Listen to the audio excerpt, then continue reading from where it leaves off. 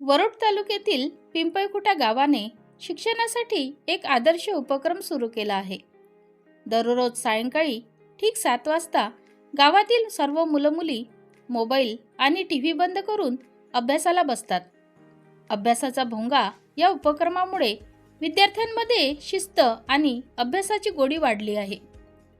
या उपक्रमाची पाहणी करण्यासाठी बीडीओ साहेबांनी गावाला भेट देत विद्यार्थ्यांशी संवाद साधला व त्यांच्या मेहनतीचे कौतुक केले.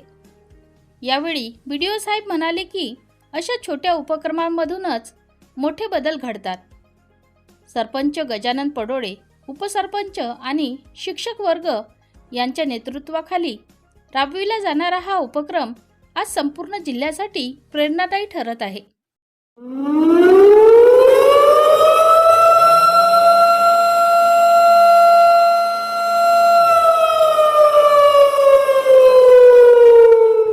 लक्ष द्या, लक्ष द्या.